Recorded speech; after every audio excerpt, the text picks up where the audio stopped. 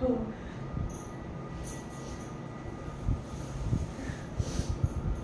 ही मीच आहे, स्वरा मुजुमदार.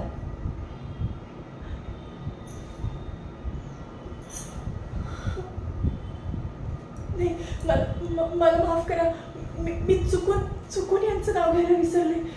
मी मी मी स्वरा ओंकार मुजुमदार. हो. मला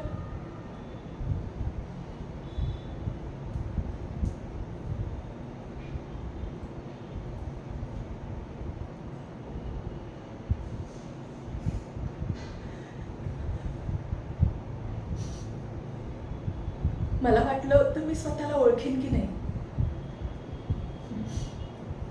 पण ओळखलं. फक्त हसूची जागा डोळ्यातल्या पाण्याने घेतली.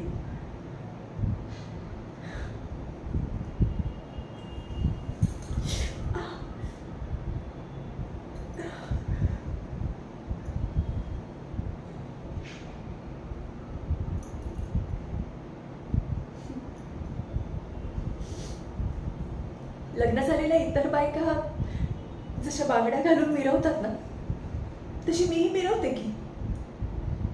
फक्त फरक इतकाच आहे की त्या बायका त्यांच्या नवऱ्याचं प्रेम दाखवतात आणि मी मात्र माझ्या नवऱ्याचं प्रेम लपवते.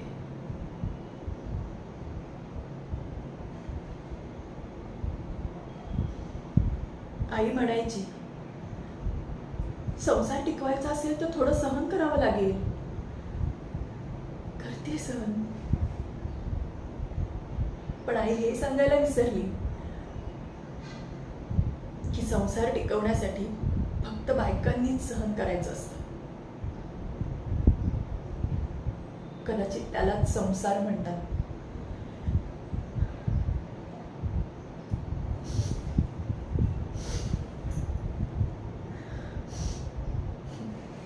पण एक बरं झालं, मी डायरेक्ट शेतातून इथे आले. शेतात कसं चालताना पायाला ती सुवासिक माती लागायची आणि इथे इथे इथे कार्पेट आहे, पायघड आहे आणि त्यावर चालण्यासाठी महागडी चप्पल आहे. पण माझी ओळख मात्र पायाखालची माती म्हणूनच आहे.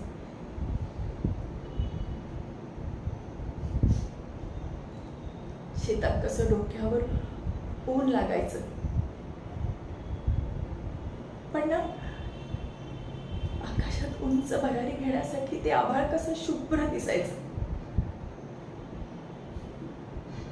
इथे राहायला एवढं मोठं छत आहे, मग आभाळ नाही दिसलं तरी चालेल ना.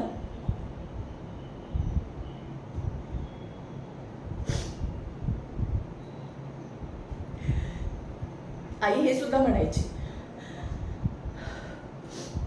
की नवऱ्याचं घर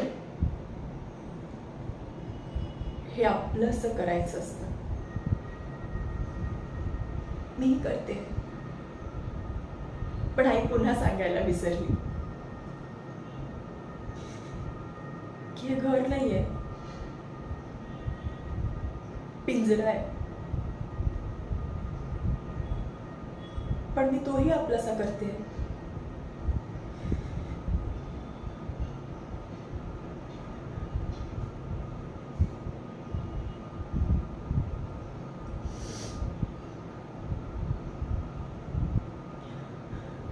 हे काय? अगं, तुझ्या डोळ्यात पाणी. स्वरा, अगं तुझ्या डोळ्यात पाणी येण्याआधी तू नवऱ्याची परवानगी घेतलीस का? मग असं कसं? अगं ठीक आहे, त्यावर पण आपल्याकडे उपाय आहे की. मेकअप. माझ्या सासरच्या लोकांनी मला एक गोष्ट शिकवली, मेकअप हा सुंदर दिसण्यासाठी नाही, दुःख लपवण्यासाठी करायचं. म्हणजे कसं दुःख सुद्धा सुंदर दिसतं. शिकले अगं आई, मी शिकले. मी